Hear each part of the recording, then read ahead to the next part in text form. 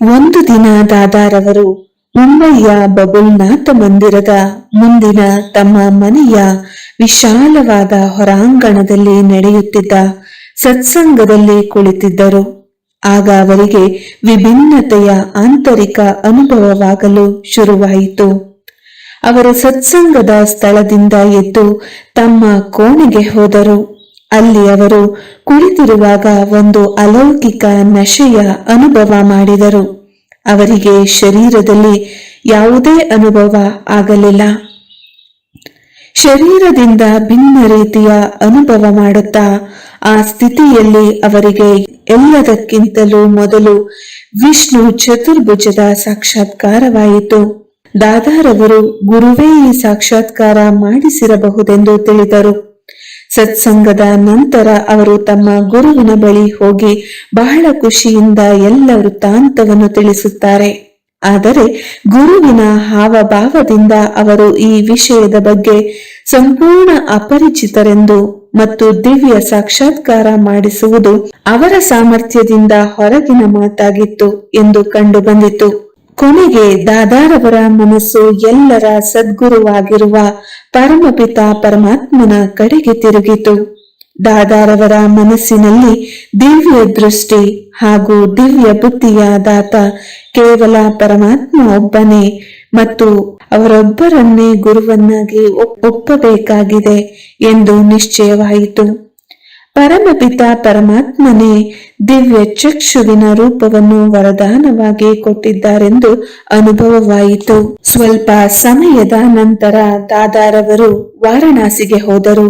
ಅಲ್ಲಿ ಅವರು ತಮ್ಮ ಒಬ್ಬ ಮಿತ್ರನ ತೋಟದಲ್ಲಿ ಕುಳಿತು ಏಕಾಂತದಲ್ಲಿ ಪ್ರಭು ಚಿಂತನೆ ಮಾಡುತ್ತಿರುವಾಗ ಪ್ರತಿನಿತ್ಯ ಹೊಸ ಅನುಭವ ಹಾಗೂ ದಿವ್ಯ ಸಾಕ್ಷಾತ್ಕಾರವಾಗುತ್ತಿತ್ತು.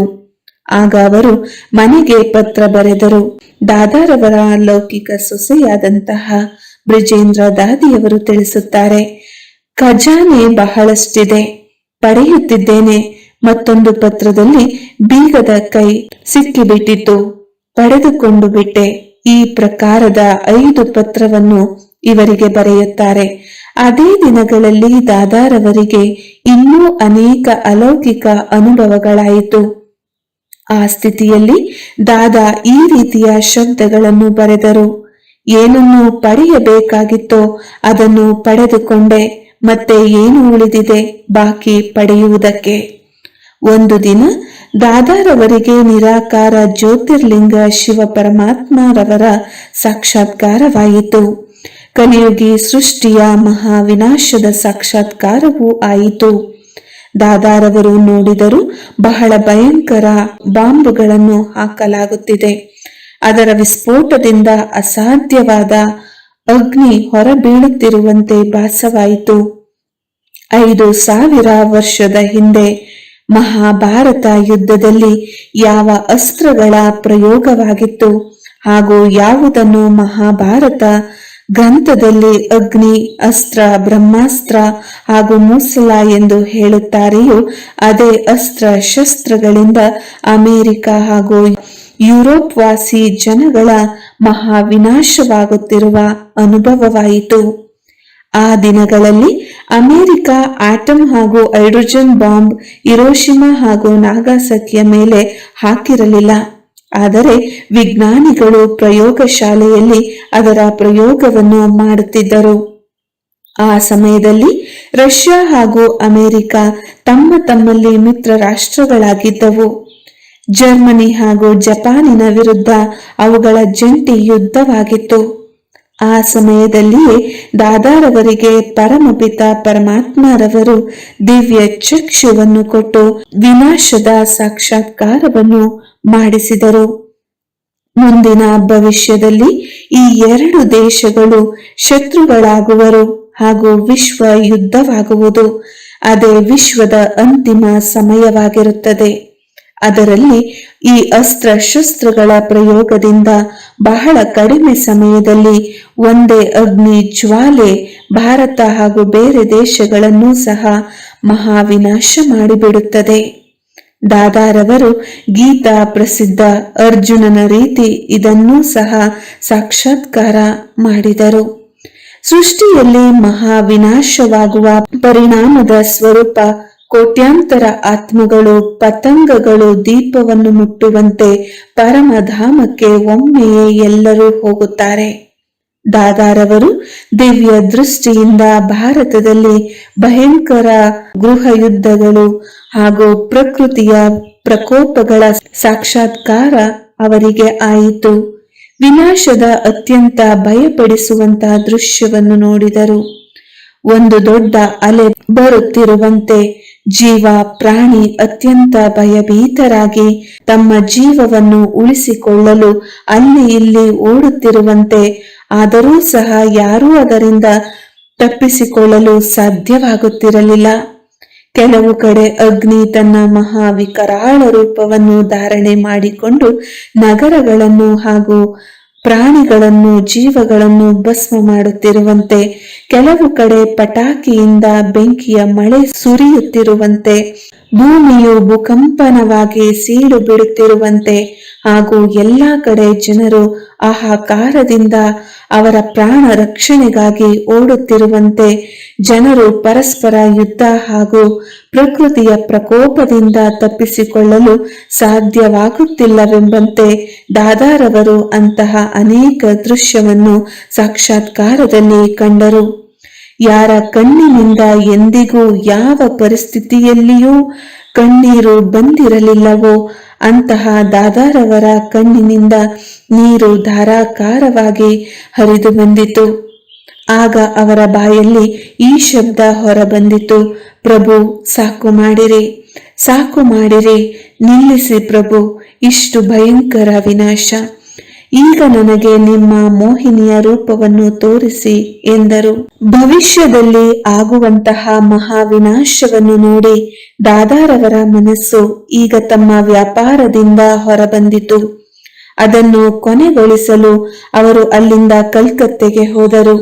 ಅವರಿಗೆ ಎಲ್ಲ ವಜ್ರಗಳು ಕಲ್ಲಿನ ಹಾಗೆ ಕಂಡು ಬಂದವು. ಅವರು ಇದು ಸುಳ್ಳಿನ ವ್ಯಾಪಾರ ಎಂದು ತಮ್ಮ ಪಾಲುದಾರರಿಗೆ ತಿಳಿಸಿದರು. ಈಗ ನನ್ನನ್ನು ಇದರಿಂದ ಬಿಟ್ಟು ಬಿಡಿ ಎಂದು ಹೇಳಿದರು. ಆದರೆ ಪಾಲುದಾರರು ಹೇಳಿದರು, ಇದು ಹೇಗೆ ಸಾಧ್ಯ? ದಾದಾರವರ ಪಾಲುದಾರರಿಗೆ ಯಾವ ರಾಜರ ಪರಿಚಯವೂ ಇರಲಿಲ್ಲ. ಅವರು ಯೋಚನೆ ಮಾಡಿದರು, ದಾದಾ ನಮ್ಮನ್ನು ಬಿಟ್ಟು ಬಿಟ್ಟರೆ ಬಹಳ ಕಷ್ಟವಾಗುತ್ತದೆ. ಜೊತೆಗೆ ಅವರಿಗೆ ದಾದಾ ಏಕೆ ಬೇಜಾರು ಮಾಡಿಕೊಂಡಿದ್ದಾರೆಂದು ಗೊತ್ತಾಗಲಿಲ್ಲ. ಎಷ್ಟು ಲೆಕ್ಕಾಚಾರವನ್ನು ಕೇಳುವರೋ ಎಂದು ಯೋಚಿಸಿದರು. ಆಗ ದಾದಾರವರು ಅವರಿಗೆ ಸಾಂತ್ವನ ಮಾಡುತ್ತಾ, ನಾನು ಯಾವುದೇ ಮತಭೇದದ ಕಾರಣದಿಂದ ಹೋಗುತ್ತಿಲ್ಲ. ನನಗೆ ಈ ವ್ಯಾಪಾರ ಸುಳ್ಳು ಎನಿಸಿದೆ. ಆದ್ದರಿಂದ ನಾನು ಇದನ್ನು ಬಿಟ್ಟು ಹೋಗುತ್ತಿದ್ದೇನೆ. ನನಗೆ ಈಶ್ವರನ ಕರೆ ಬಂದಿದೆ. ಈ ಕಲಿಯುಗಿ ಸೃಷ್ಟಿಯು ಮಹಾವಿನಾಶವಾಗುವುದಿದೆ. ನನಗೆ ಈಗ ಈ ಹಣವನ್ನು ಈಶ್ವರಿಯ ಸೇವೆಯಲ್ಲಿ ತೊಡಗಿಸಬೇಕಾಗಿದೆ. ನಾನೀಗ ನಿಮ್ಮಲ್ಲಿ ಯಾವುದೇ ಲೆಕ್ಕಾಚಾರವನ್ನು ಮಾಡುವುದಿಲ್ಲ. ತಾವು ನಂತರ ತಮ್ಮ ವಕೀಲರಿಂದ ಹೇಗೆ ಸರಿ ಎನಿಸುತ್ತದೆಯೋ ಲೆಕ್ಕಾಚಾರ ಮಾಡಿಸಿ ಎಂದರು. ನಾವು ಮೊದಲೇ ತಿಳಿಸಿದ ಹಾಗೆ ದಾದಾರವರಿಗೆ ಒಬ್ಬರು ಚಿಕ್ಕಪ್ಪ ಇದ್ದರು. ಅವರು ಕಾಕಾ ಮೂಲ್ಚಂದ್ ಎಂಬ ಹೆಸರಿನಿಂದ ಪ್ರಸಿದ್ಧ ದಾನಿಯಾಗಿದ್ದರು. ದಾದಾರವರು ಅವರಿಗೆ ಸದಾ ವ್ರತ ನಡೆಯುತ್ತೇನೆಂದು ವಚನ ಕೊಟ್ಟಿದ್ದರು. ದಾನ ಕರ್ಮದಲ್ಲಿ ಅವರಿಗೆ ಬಹಳ ಸಹಯೋಗ ಕೊಡುತ್ತಿದ್ದರು. ದಾದಾರವರು ಕಲ್ಕತ್ತಾದಲ್ಲಿ ತಮ್ಮ ಪಾಲುದಾರರಿಂದ ಲೆಕ್ಕಾಚಾರ ಮಾಡಿಸುತ್ತಿರುವ ಆ ದಿನಗಳಲ್ಲಿ ಸಿಂಧಿನಿಂದ ಕಾಕಾರವರ ಶಾರೀರಿಕ ರೋಗದ ಸಂದೇಶದ ಪತ್ರ ದಾದಾರವರಿಗೆ ದೊರೆಯಿತು. ಅದೇ ಸಮಯದಲ್ಲಿ ದಾದಾರವರಿಗೆ ವಕೀಲರಿಂದ ಲೆಕ್ಕಾಚಾರದ ನಿರ್ಣಯ ಮಾಡುವ ಸಂಬಂಧಿತ ಕಾಗದ ಸಿಕ್ಕಿತು. ಆಗ ಕಾಗದಗಳು ಹಾಗೂ ಲೆಕ್ಕಾಚಾರವನ್ನು ಅವರು ಒಪ್ಪಿಕೊಂಡರು. ನಂತರ ದಾದಾರವರು ತಮ್ಮ ಮನೆಗೆ ಪತ್ರವನ್ನು ಬರೆದರು. ಆ ಪತ್ರವನ್ನು ನೋಡಿದ ಅವರ ಪರಿವಾರದವರು ದಾದಾರವರಿಗೆ ಏನಾಗಿದೆ ಎಂದು ಯೋಚನೆ ಮಾಡಿದರು. ಮತ್ತೆ ಮರಳಿ ದಾದಾರವರು ಸಿಂಧ್ಗೆ ಬಂದಾಗ ಅವರ ಜೀವನ ಸಂಪೂರ್ಣವಾಗಿ ಬದಲಾಗಿತ್ತು. ನಾನು ಕಾಕಾ ಮೂಲ್ಚಂದರ ಕಾಯಿಲೆಯ ವಿಚಾರವನ್ನು ಮಾತನಾಡುತ್ತಿದ್ದೆ. ದಾದಾರವರು ತಲುಪುವ ಮೊದಲೇ ಕಾಕಾ ಮೂಲ್ಚಂದ್ ತಮ್ಮ ಶರೀರವನ್ನು ಬಿಟ್ಟಿದ್ದರು. ಅವರ ಮೃತ್ಯುವಿನ ನಂತರ ಒಂದು ದಿನ ದಾದಾರವರು ಅವರ ಕೋಣೆಯಲ್ಲಿ ಏಕಾಂತವಾಗಿ ಕುಳಿತಿರುವಾಗ ಅಲ್ಲಿ ಅವರಿಗೆ ಕಾಕಾ ಮೂಲ್ಚಂದ್ ರವರ ಮೃತ್ಯುದಶೆಯ ಸಾಕ್ಷಾತ್ಕಾರವಾಯಿತು. ಅವರಿಗೆ ಆತ್ಮ ಮಸ್ತಕದಿಂದ ಭಿನ್ನವಾಗುವಂತೆ ಕಂಡಿತು. ಭ್ರುಕುಟಿಯ ಸಿಂಹಾಸನವನ್ನು ಬಿಡುತ್ತಾ ಕಾಲಿನ ಹೆಬ್ಬೆರಳಿನವರೆಗೂ ಬಂದಿತು. ಥರ್ಮಾಮೀಟರ್ನ ಪಾದರಸದ ಹಾಗೆ ನಿಧಾನವಾಗಿ ಮೇಲೆ ಏರುತ್ತಾ ಏರುತ್ತಾ ಮಸ್ತಕದವರೆಗೂ ಬಂದಿತು. ಅದಾದ ನಂತರ ಒಂದು ವಾರದೊಳಗೆ ಅವರಿಗೆ ವಿಷ್ಣು ಇವರ ಮುಂದೆ ಪ್ರಕಟವಾಗಿ ಹೇಳುತ್ತಿದ್ದರು, ಅಹಂ ಚತುರ್ಭುಜ ತತತ್ವಂ.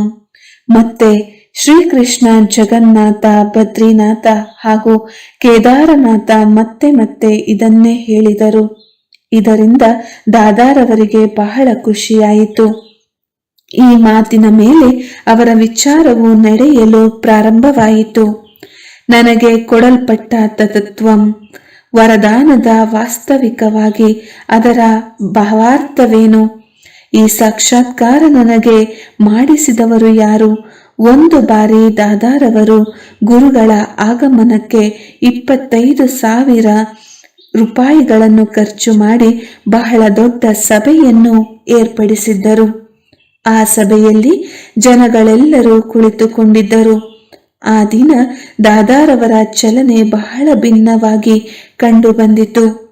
ಅವರು ತಮ್ಮ ಶರೀರದಿಂದ ಭಿನ್ನತೆಯ ಅನುಭವ ಮಾಡುತ್ತಿದ್ದರು. ಗುರುವಿನ ಭಾಷಣವಂತೂ ನಡೆಯುತ್ತಲೇ ಇತ್ತು. ಆದರೆ ಅದರ ಮಧ್ಯದಲ್ಲಿಯೇ ದಾದಾ ಸಭೆಯಿಂದ ಎದ್ದು ಅವರ ಕೋಣೆಗೆ ಹೋಗುತ್ತಾರೆ. ಈ ರೀತಿ ಅವರೆಂದಿಗೂ ಸಭೆಯಿಂದ ಹೋಗಿರಲಿಲ್ಲ. ದಾದಾರವರ ಧರ್ಮಪತ್ನಿ ಜಶೋದಾಜಿಯವರು ಅವರ ಹಿಂದೆ ಹೋದರು. ನನಗೂ ಹೋಗಬೇಕೆನ್ನಿಸಿ ದಾದಾರವರ ಕೋಣೆಗೆ ಹೋಗಿ ಅವರ ಹತ್ತಿರ ಹೋಗಿ ಕುಳಿತುಕೊಂಡೆ. ಆಗ ಜಶೋದಾಜಿಯವರು ಗುರುವಿನ ಸಭೆಗೆ ಹಿಂತಿರುಗಿದರು.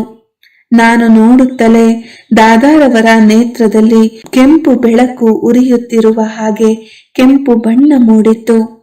ಅವರ ಮುಖವು ಕೆಂಪಾಗಿದ್ದು ಕೋಣೆಯೆಲ್ಲ ಪ್ರಕಾಶಮಯವಾಗಿತ್ತು. ನನ್ನ ಶರೀರದ ಭಾರವು ದೂರವಾಗಿ ಅಶರೀರಿಯಾಯಿತು. ಅಷ್ಟರಲ್ಲಿ ಒಂದು ಶಬ್ದ ಮೇಲಿನಿಂದ ಕೇಳಿ ಬಂದಿತು. ದಾದಾರವರ ಮುಖದಿಂದ ಬೇರೆ ಯಾರೋ ಮಾತನಾಡುತ್ತಿರುವ ಹಾಗೆ ಅದರ ಧ್ವನಿ ಮೊದಲು ಕಡಿಮೆ ಇದ್ದು ನಿಧಾನವಾಗಿ ಹೆಚ್ಚುತ್ತಾ ಹೋಯಿತು. ಆ ಧ್ವನಿ ಹೀಗಿತ್ತು: ನಿಜಾನಂದ ಸ್ವರೂಪಂ ಶಿವೋಹಂ ಶಿವೋಹಂ, ಜ್ಞಾನ ಸ್ವರೂಪಂ ಶಿವೋಹಂ ಶಿವೋಹಂ, ಪ್ರಕಾಶ ಸ್ವರೂಪಂ ಶಿವೋಹಂ ಶಿವೋಹಂ. ಇದಾದ ನಂತರ ಮತ್ತೆ ದಾದಾರವರ ನಯನಗಳು ಮುಚ್ಚಿ ಹೋದವು.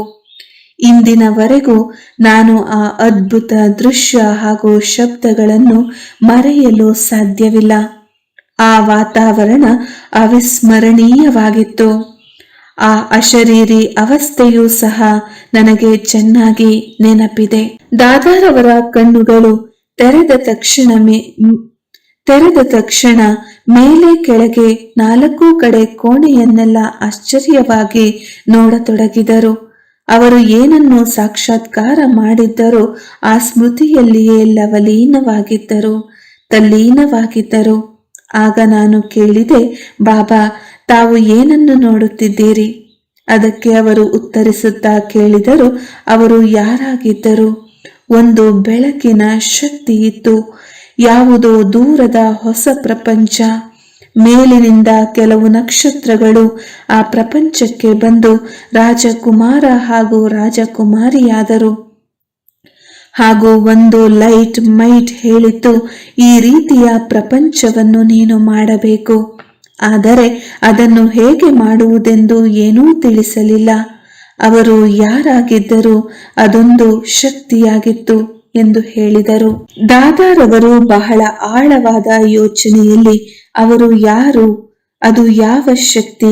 ನನಗೆ ಈ ರೀತಿಯ ಜ್ಞಾನಯುಕ್ತ ದಿವ್ಯ ಸಾಕ್ಷಾತ್ಕಾರ ಮಾಡಿಸುತ್ತಿರುವ ಹಿಂದೆ ರಹಸ್ಯವೇನಿದೆ?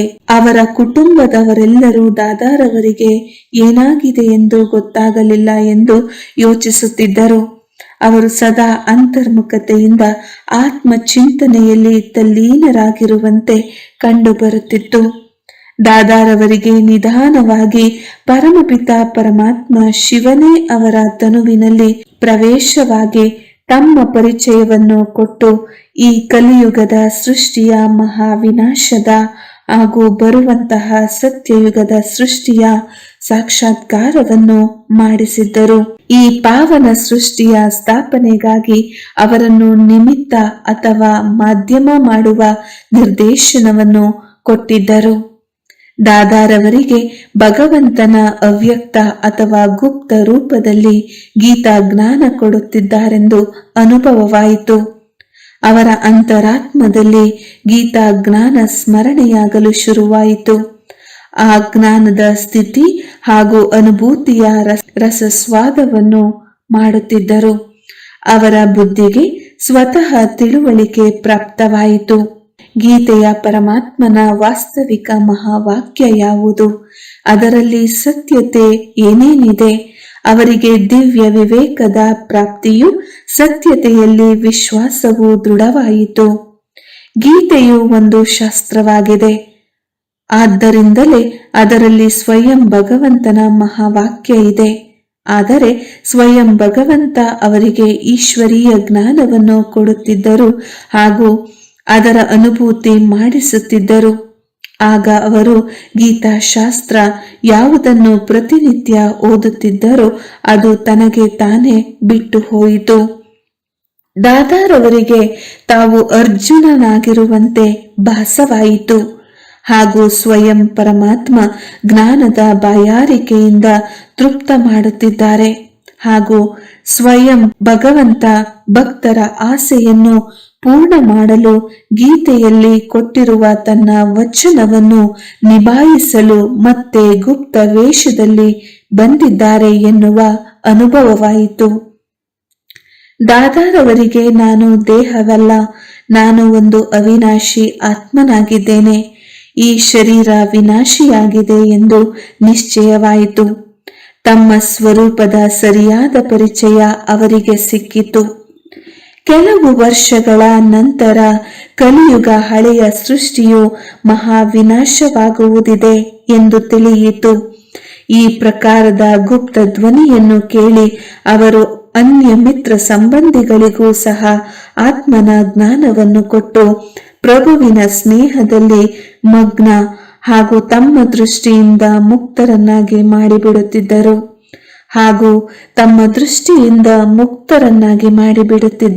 ಅವರು ಆತ್ಮಾನುಭೂತಿಯ ನಶೆಯಲ್ಲಿ ಇರುತ್ತಿದ್ದರು ಹಾಗೂ ಎಲ್ಲರಿಗೂ ತಿಳಿಸುತ್ತಿದ್ದರು, ನೀವು ಆತ್ಮರಾಗಿರುವಿರಿ ಎಂದು. ಈಗ ಅವರು ಬರೆಯುವುದನ್ನು ಪ್ರಾರಂಭಿಸಿದರು. ನಾನು ಆತ್ಮನಾಗಿದ್ದೇನೆ, ಜಶೋದ ಆತ್ಮ, ರಾಧಿಕಾ ಆತ್ಮ. ಈ ರೀತಿ ಬರೆದು ಅವರ ಕುಟುಂಬದ ಎಲ್ಲ ಸದಸ್ಯರಿಗೂ ಆತ್ಮದ ಪಾಠವನ್ನು ಪಕ್ಕಾ ಮಾಡಿಸುತ್ತಿದ್ದರು. ಅವರ ಸಂಪರ್ಕದಲ್ಲಿ ಬರುವ ಎಲ್ಲ ನರನಾರಿಯರಿಗೂ ತಮ್ಮ ಜೀವನದಲ್ಲಿ ಜ್ಯೋತಿ ಬೆಳಗಿದ ಹಾಗೆ ಅನುಭವವಾಯಿತು. ಅದರ ಫಲಸ್ವರೂಪ ಎಲ್ಲರಿಗೂ ಆತ್ಮ ನಿಶ್ಚಯದ ಜೊತೆಗೆ ಪರಮ ಶಾಂತಿಯ ಅನುಭವವಾಯಿತು. ಅವರ ಮನಸ್ಸಿನಲ್ಲಿ ವಿಕಾರಗಳ ಬಗ್ಗೆ ದ್ವೇಷ ಭಾವನೆ ಹುಟ್ಟಲು ಪ್ರಾರಂಭಿಸಿತು ಹಾಗೂ ಅವರ ಆಹಾರ ಶುದ್ಧವಾಗುತ್ತಾ ಹೋಯಿತು.